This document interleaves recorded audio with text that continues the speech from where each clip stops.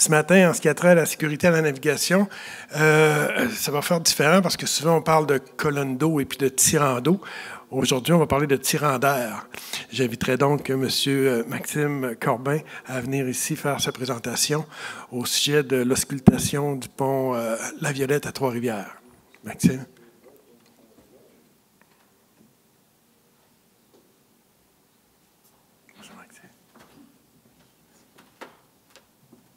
Bon, tout seul à présenter un matin, la présentation est mieux d'être bonne, je pense. Donc, je me présente, Maxime Corbin, je suis étudiant à la maîtrise en sciences géomatiques à l'Université Laval et aujourd'hui, comme Alain vient de vous présenter, on va vous parler de l'auscultation du pont de la Violette à Trois-Rivières.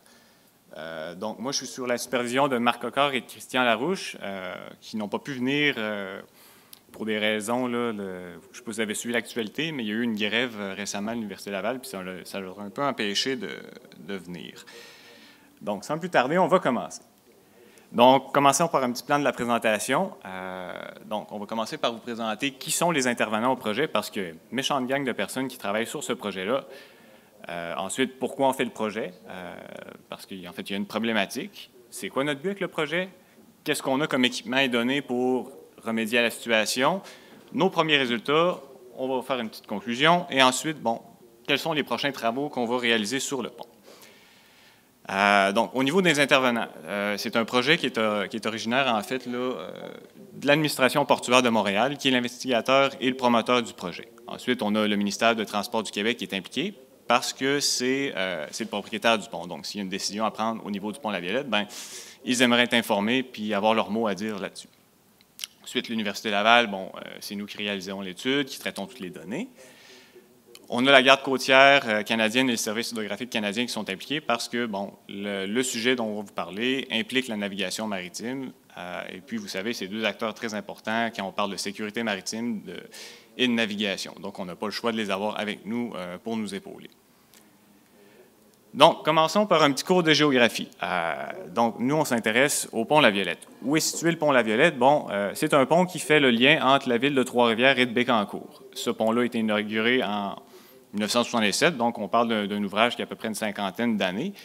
Et c'est un pont en arc d'une longueur d'à peu près 2,7 km. Et on parle d'un trafic journalier d'environ 40 000 véhicules par jour. Là. Ça, c'était les dernières estimations du MTQ qui remontent à quelques années. Donc, vous pouvez voir que c'est quand même un ouvrage qui est utilisé par beaucoup de gens pour circuler dans la région. Donc, il faut faire attention à ce qu'on fait avec la structure. Là. Donc, quelle est notre problématique? Richard nous a parlé de tirant d'air. Bien, en fait, ce qu'on se rend compte, c'est qu'à l'international, la taille des navires ne fait qu'augmenter. Et puis, quand on navigue avec un bateau, bien, on a souvent tendance à penser à ce qui se passe sous l'eau, mais on a aussi des obstacles au-dessus de notre tête. Puis, ça tombe que le pont La Violette, quand vous voulez voguer jusqu'à Montréal, bien, c'est l'obstacle qui va vous limiter sur la hauteur de bateau que vous pouvez avoir. Puis, ce qu'il faut comprendre, quand on veut calculer un dégagement aérien sous un pont, bon, vous avez une hauteur fixe pour un pont, vous avez votre colonne d'eau, et ensuite, vous faites un moins l'autre et vous appliquez une marge de sécurité. Actuellement, la marge de sécurité est d'1,5 mètre. Avec les résultats de l'étude, on aimerait ça faire diminuer cette marge à environ 1 mètre. Est-ce que ça va être possible? Bien, ça, c'est les résultats qui vont nous le montrer. Donc, ici, je vous ai illustré la problématique là, avec une belle petite figure. Bon, vous voyez la ligne en mauve qui se trouve à être la mesure de dégagement aérien. Donc, sous le pont, j'ai certains obstacles, j'ai une passerelle de service, j'ai des caméras, j'ai un paquet de choses qui potentiellement peuvent accrocher lorsqu'un bateau vient pour circuler. Et ensuite, bon, à droite, on vous a montré une image d'un bateau qui circule sous le pont, pour vous illustrer que oui, il y a vraiment des bateaux qui circulent sous le pont. Donc, les buts du projet. On veut optimiser le dégagement aérien avec les nouvelles méthodes de calcul qu'on va employer. Ensuite, on veut valider les mesures de niveau d'eau sous le pont La Violette. Ensuite, bon, avec ces deux calculs-là, ben, on va améliorer notre niveau de confiance du pont La Violette. Parce que, comme je vous ai expliqué, le pont La Violette, en ce moment, on ne sait pas de combien il bouge. On l'assume fixe, mais est-ce que c'est une bonne approche de l'assumer comme fixe? Parce que si on avait un pont suspendu, je peux vous garantir que ce n'est pas une bonne approche. Un pont suspendu, ça brasse.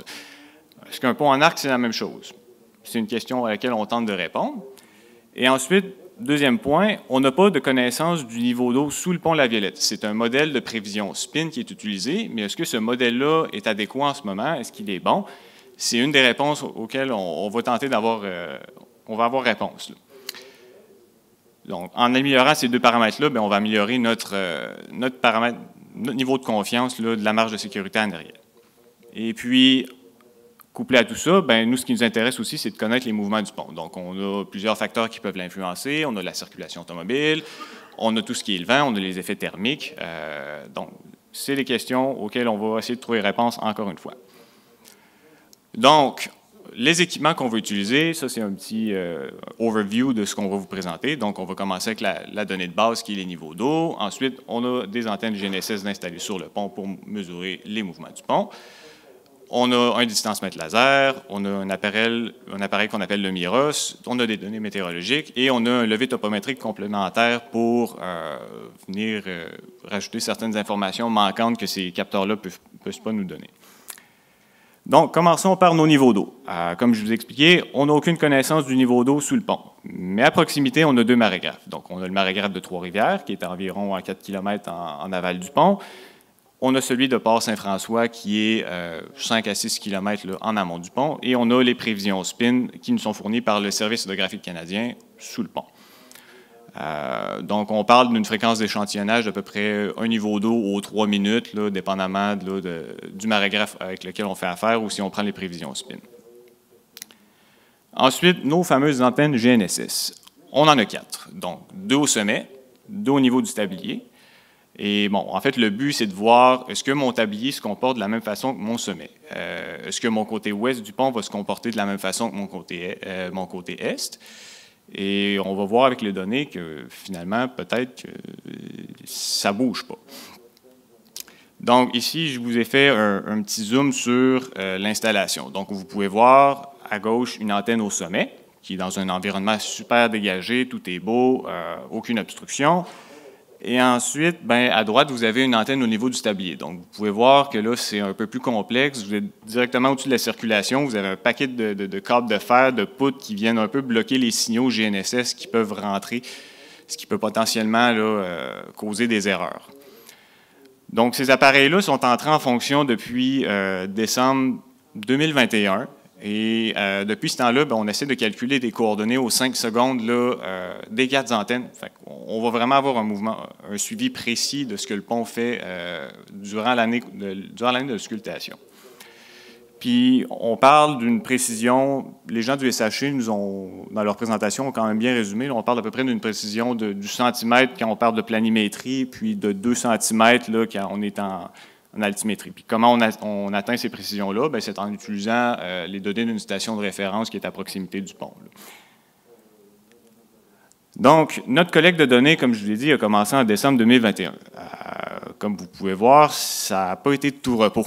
Il y a eu quand même beaucoup de trous dans les données.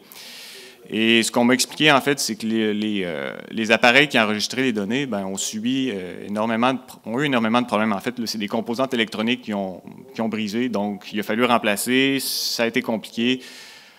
Mais tout est beau depuis septembre 2022 et tout a continué à être beau. Donc, on est super content. À date, ça va bien. On croise les doigts pour que ça continue de bien aller. Ce qui nous amène au prochain capteur qui est un distancemètre laser. Donc lui, comme vous pouvez voir, il est installé au sommet et il mesure la distance entre le sommet de mon arc et ma chaussée. Je veux attirer votre attention sur la chaussée. Vous savez, on est sur un pont. Qu'est-ce qui circule sur un pont? Des automobiles. Donc ce qui peut arriver, c'est que j'ai mon laser qui va frapper sur le dessus d'un véhicule. Puis il va falloir tenter d'éliminer ces données-là plus tard, puis on va vous présenter un peu là, le genre de problème qu'on va rencontrer avec cet appareil-là.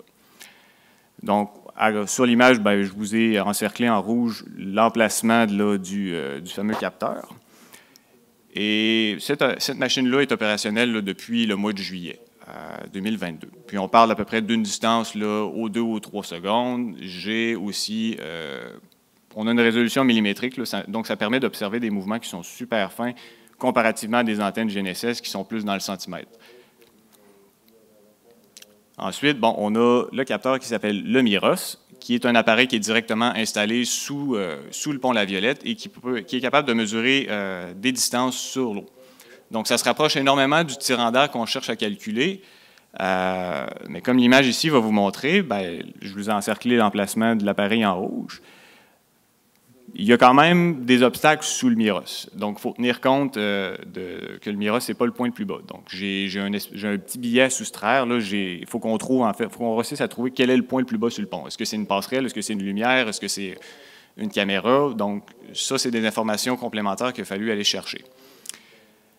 Cet appareil-là nous retourne des distances environ à chaque seconde depuis le 31 octobre et on a une précision millimétrique là, sur les informations qu'il nous retournent. Donc, c'est un superbe appareil. Et Miros, en fait, est le nom de la compagnie qui le produit, pour ceux qui sont dans le jargon, là, parce qu'en fait, le vrai nom, c'est un SM140 Rangefinder. On trouvait que c'était un peu plus joli d'appeler ça un Miros, là, puis un peu plus facile à retenir.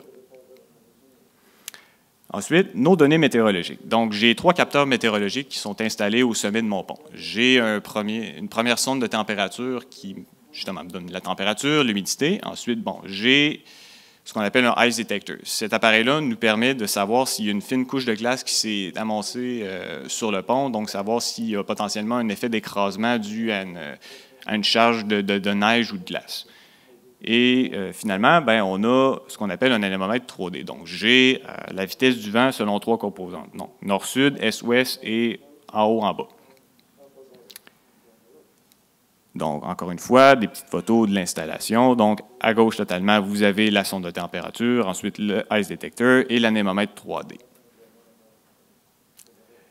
Et le fameux levé topométrique. Donc, comme je vous expliquais, il nous manquait certaines informations. Donc, la façon que ça se produit, moi, j'ai mes mouvements de mon pont par rapport à mes antennes GNSS. Donc, ce que vous voyez sur l'image, en fait, c'est vous avez une antenne et vous avez des obstructions en dessous. Il nous manque donc l'information entre mon antenne et mes obstacles en bas. Donc, les fameux bras de levier. Puis ça, ben, on n'a pas eu le choix. Il a fallu qu'on aille sous le pont La Violette avec des instruments, prendre des mesures, essayer de répertorier tous les objets qu'on a sous le pont, qu'est-ce qui peut causer de l'obstruction et à quelle précision là, on a une confiance là, sur ce levé-là. Ce qui nous amène à la section des résultats. Donc là, on tient à vous préciser, c'est des résultats préliminaires. Il reste encore des analyses à faire. On n'a pas eu le temps de tout faire. Mais on est quand même bien avancé, puis on a une bonne partie des beaux résultats à vous présenter. Donc, ici, ce qu'on voulait vous présenter, c'est qu'on va commencer avec nos antennes GNSS. Le but, c'était de présenter les hauteurs moyennes obtenues par chaque récepteur par mois. Alors, ensuite, on vous a mis une colonne aussi sur les températures. J'ai été chercher les températures à la marina de Trois-Rivières parce que, comme je vous l'expliquais, mes capteurs météo sont arrivés un peu plus tard sur le projet, donc j'ai un certain trou qu'il faut que j'essaie de combler au niveau de mes données. Puis ce qu'on peut voir, c'est que la température entre les deux endroits est assez similaire. Je n'ai pas de problème avec ça. Ce qu'on voit, c'est qu'il y a l'air d'avoir un effet thermique qui s'installe. Si je regarde ma mesure la plus basse qui a été effectuée en février et je la compare à celle, on va dire, de juillet ou août 2022, j'ai environ un 4-5 cm qui apparaît là, puis on voit que la température, on sait, on vit au Québec, il fait plus chaud en été, il fait plus froid en hiver, donc potentiel effet thermique. Donc, l'antenne SOMO, qui est l'autre antenne au sommet, ben, on constate qu'elle observe pas mal aussi le même genre de comportement. Là. Donc, plus il fait froid, plus ma hauteur est basse, plus il fait chaud, plus ma hauteur est haute. Puis, on voit aussi que c'est le même ordre de grandeur là, de différence de hauteur. Puis là, on s'est demandé, là, c'est beau présenter ça sous format tabulaire, mais est-ce qu'on peut faire mieux? Donc, ce qu'on a décidé de faire ici, c'est, au lieu de vous le présenter sous format tabulaire par mois, on vous a fait une moyenne à chaque semaine, sur l'entièreté du projet. Donc, vous pouvez voir, au tout début, on a un peu de données. Ensuite, on a un bon trou parce qu'on n'avait pas nos données. Puis, on voit que là, on atteint des sommets là, au courant de l'été 2022. Et puis, tranquillement, bien, ça commence à redescendre là, jusqu'à ce qu'on atteigne le creux de la saison hivernale. Et on a une autre représentation graphique qui est un peu plus intéressante. Même, ce qu'on s'est dit, bon, si on essaie de voir la température moyenne par rapport à la hauteur que j'ai, qu'est-ce que ça donne? Puis là, comme vous pouvez voir, les deux récepteurs ont l'air de voir exactement le même comportement. Puis on voit qu'il y a vraiment un beau comportement linéaire entre ma température et ma hauteur. Là. Donc, là, il n'y a plus de doute à avoir, on le sait que ça se passe. Là. On aurait tenté aussi la même expérience avec les deux antennes au niveau du tablier. Les deux antennes au niveau du tablier, c'est un petit peu plus difficile à les faire fonctionner. Là, comme je vous expliquais, il y a un peu d'obstruction. Puis au niveau du GNSS, c'est un peu plus compliqué. Là, quand vous avez des obstructions, ça cause certaines erreurs de calcul.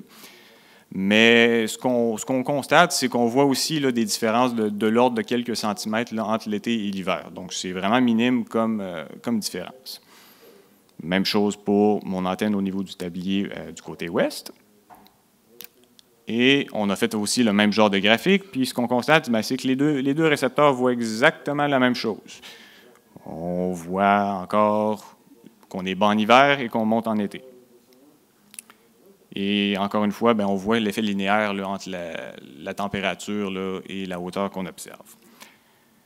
Ce qui nous amène au fameux distancemètre laser. Donc, cet appareil-là, ici, ce qui est important de constater, c'est que je vous ai mis une information sur le pourcentage de données utilisées. Donc, sur ce graphique-là, j'ai déjà fait un pré-tri. J'ai tout enlevé ce qui était message d'erreur retourné par l'appareil, puis on voit que ce n'est pas assez.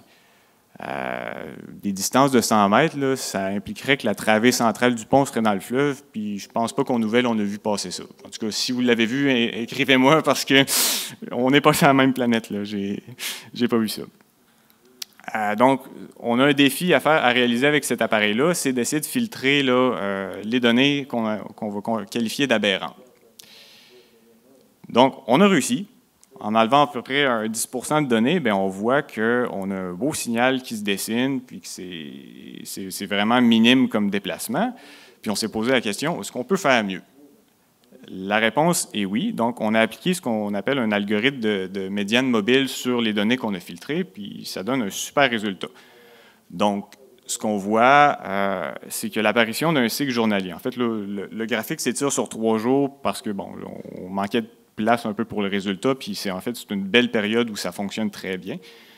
Donc, un cycle journalier qui s'installe, puis on constate que finalement, nos mouvements entre la travée et l'arc, c'est d'environ 1 centimètre par jour, ce qui est vraiment minime. Là. Donc, on pourrait quasiment négliger le fait que ça bouge.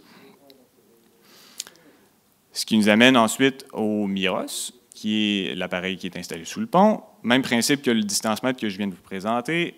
On a encore présence de données aberrantes. Donc, encore une fois, j'ai fait un premier tri, j'ai enlevé tout ce qui était message d'erreur. Ce qu'on sait aussi avec le MIROS, j'ai des bateaux qui passent sous le pont, donc j'ai aussi le même principe qu'avec mon distancemètre qui est installé au sommet. J'ai mon signal qui, des fois, va réfléchir sur des bateaux, puis ça va me causer des erreurs. Donc, il faut que je tente d'éliminer aussi ces erreurs-là pour essayer de comprendre ce qui se passe dans mes données. Donc, en appliquant certains algorithmes, on voit qu'on a réussi à faire un beau nettoyage. Puis, étrangement, ce qu'on voit, ça ressemble à un signal de marée. Ça ressemble vraiment à ça. En fait, on connaît à Trois-Rivières le cycle de marée. C'est un cycle semi-diurne d'une amplitude d'environ une trentaine de centimètres, puis ça correspond pas mal à ce qu'on observe ici. Puis encore une fois, on s'est dit, est-ce qu'on est capable de faire mieux? Puis la réponse est oui. La beauté de cet appareil-là, c'est qu'au lieu de filtrer mes données, je peux directement prendre mes données brutes puis appliquer un algorithme de médiane mobile. Et c'est le signal que vous voyez présentement. Donc, c'est un signal qui est super bien défini, super beau, super mince, dont on a éliminé le bruit. Et ce qu'on constate encore, c'est un signal semi-diurne avec une amplitude d'à peu près là, une trentaine de centimètres de mouvement. Juste pour vous montrer, là, on a fait la comparaison. Là, donc, si je prends mes données filtrées puis je superpose ma courbe de données sur lesquelles on a passé nos algorithmes là, pour lisser la courbe, on voit qu'on passe en plein milieu là, puis que tout est beau, puis que ça fonctionne. Là. On a vraiment un beau résultat. Ce qui nous amène finalement à nos niveaux d'eau. Donc, ce que j'ai fait, c'est que je suis allé chercher, pour 3 jours, les courbes des marégraphes à proximité. Ensuite, j'ai pris les fameuses prévisions spin. On voulait essayer de voir comment c'est calculé, comment ça se comporte. Puis ce qu'on voit, en fait, c'est que les prévisions spin sont un petit peu plus proches de ce que le marégraphe à Trois-Rivières observe. Et que le modèle, il est bon, il est beau, sauf que dans certains endroits, on voit on voit une espèce d'escalier apparaître. Donc, il est quand même sensible là, à ce qu'on appelle aux données aberrantes. Donc, le modèle, dans l'essentiel, il est vraiment bon, mais il reste des modifications à faire pour essayer de le rendre un peu mieux. Mais on peut s'y fier, ça donne des super beaux résultats. Prochaine diapositive, en fait, là je vous disais, le pont ne bouge pratiquement pas. On s'est intéressé au niveau d'eau en tant que tel. Sur une année, comment ça se comporte à Trois-Rivières? Donc, ce que j'ai fait, c'est que je suis allé chercher mon niveau d'eau minimum que j'ai observé à Trois-Rivières au courant de l'année 2022 et je suis allé chercher le maximum. Si on fait l'écart entre les deux, bon, on peut savoir de combien ça varie environ. Ce que les chiffres me disent, c'est que mon niveau d'eau va avoir varié d'à peu près 2,80 m, 2,90 m au courant d'une année, ce qui est quand même assez important. Donc, on sait qu'on a la fonte des neiges, on a des périodes d'étiage, donc c'est quand même important là, comme dénivelé. Ce qui nous amène à nos conclusions. Donc, on sait que le pont La Violette, comme je vous ai présenté, présente peu de déformation. Donc, on parle d'un 5 cm de différence de hauteur entre l'été et l'hiver. Ensuite, la distance entre ma travée centrale et mon arc présente ensuite des variations dont on parle d'un 2 cm là, au courant d'une année, ce qui est vraiment minime. On sait que ces variations-là sont hautement corrélées à la température. Et comme je viens de présenter, en fait, le but de la présentation, c'est un peu de vous sensibiliser que ce qui est vraiment plus important, c'est d'avoir une bonne mesure du niveau d'eau parce que c'est la composante qui affecte le plus la valeur de tirant d'air qu'on a là, sous le pont La Violette. Donc, si on réussit à bien modéliser cette composante-là, ben, on va être capable d'avoir un calcul de dégagement aérien qui va être super bon, super précis et vraiment fiable. Ensuite, les travaux à compléter. Donc, ce n'est pas encore clair. On pense que l'étude va se terminer aux alentours du mois de mai, au mois de juin, pour essayer de combler les trous qu'on a eus au courant du projet. Et ensuite, bon, moi, je tombe dans la phase de rédaction de mon mémoire. J'ai aussi peut-être possiblement un article scientifique à réaliser. Là, selon mes directeurs, on va analyser ça ensemble. Et là, ça m'amène à la période des remerciements, en fait, parce que, comme je vous ai présenté, je ne suis pas tout seul à travailler sur ce projet-là, puis je tiendrais vraiment à remercier des gens que j'ai rencontrés, même au colloque, puis je ne m'attendais pas d'être là. Donc, l'administration portuaire de Montréal m'ont donné un super projet, m'ont fourni des bourses pour que je puisse travailler sur le projet, puis je puisse vivre. Stéphanie Bourgon, qui est une chargée de cours à l'Université Laval, qui m'aide beaucoup, en fait. C'est dommage qu'elle ne soit pas là, parce que c'est vraiment quelqu'un qui, aussitôt que vous avez une moindre question, vous allez avoir la meilleure réponse au monde dans un délai phénoménal. C'est incroyable. Et ensuite, bon, je vous ai parlé du levé topométrique. Vous avez Christian, au fond de la salle, avec qui j'ai travaillé. Un énorme merci pour avoir réalisé ce levé-là. J'ai un peu passé certains détails, mais ça a été tout un travail là, de logistique, là, parce qu'il a fallu se promener avec des bateaux sous le pont. Là, ça a été vraiment complexe comme travaux. Donc, je tiens à te remercier pour ton aide là-dessus. Ça a vraiment aidé. Et ensuite, bon, on a Service hydrographique canadien du Canada et la Garde côtière canadienne. Ben, sans eux, les niveaux d'eau et tout ça, ben, j'aurais eu un problème de compréhension. Puis, merci beaucoup. Là, vous m'avez aidé à ce niveau-là, là, à toute l'introduction du service PIN, comment ça fonctionne. Puis, bien content de travailler avec vous autres. Ce qui nous amène à la période des questions. Merci beaucoup pour votre écoute. J'espère que ça ne vous a pas trop endormi et qu'on va pouvoir avoir une belle discussion.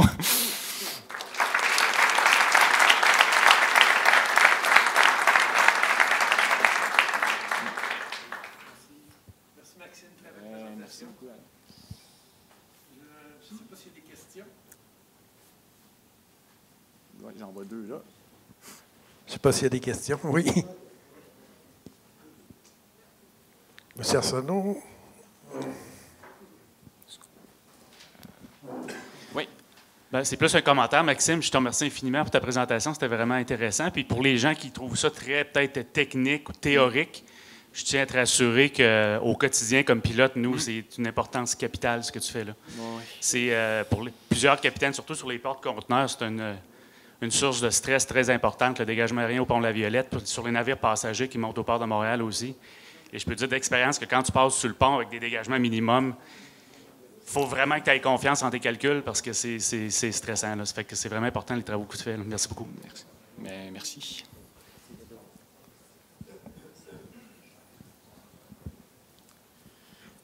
Moi, ma question, c'est de savoir le dégagement qu'on pourrait obtenir là, de 0,5 m.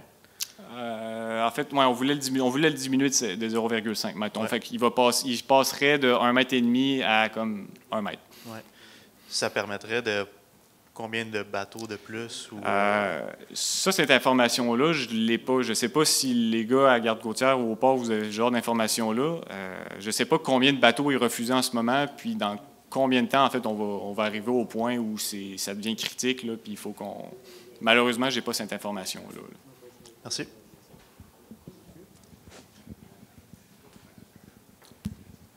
Bravo, super intéressant, comme ça a été mentionné au préalable. Je vois la problématique pour un pont, un élément relativement fixe. Ouais. Est-ce que vous avez des projets pour les lignes à haute tension? Pas à ma connaissance, mais je sais que c'est principalement l'autre obstacle qui arrive, là, les lignes à haute tension, puis ça aussi, c'est un autre paire de manches parce que c'est... Les arcs d'induction, il y a d'autres paramètres. Oh, oui, c'est ça. Mais non, pas à ma connaissance. Là, Ça va être un autre beau projet de thèse. Oui.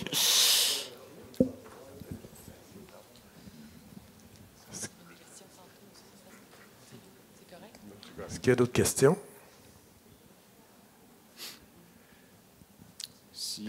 J'aurais peut-être une dernière question, Maxime. Je me demande, pour avoir observé beaucoup de variations au niveau des lignes haute tension, en ce qui est trop au pont, est-ce que vous avez observé des anomalies qui peuvent provenir peut-être de la résonance du pont lorsque les véhicules passent, circulent dessus ou à cause de vent? Oui, en fait, on est en train d'analyser les données météo, là, puis on voit que le vent a vraiment une influence au niveau, on va dire, planimétrique. Tout ce qui est altimétrique sur le vent, c'est plus ou moins un effet. C'est vraiment plus la dilatation thermique, puis on sait que le trafic peut avoir une influence. J'ai en tête des moments où il y a peut-être eu des bouchons de circulation, puis tu vois que ça descend un peu plus de peut-être un 4-5 cm là, par rapport à la valeur qu'on avait au départ. Donc, il y a vraiment une influence, là. Mais on commence vraiment à analyser les données au niveau de la circulation automobile, donc il reste encore beaucoup de travail à faire là-dessus. Merci, Maxime. Félicitations. Très beau travail. Merci.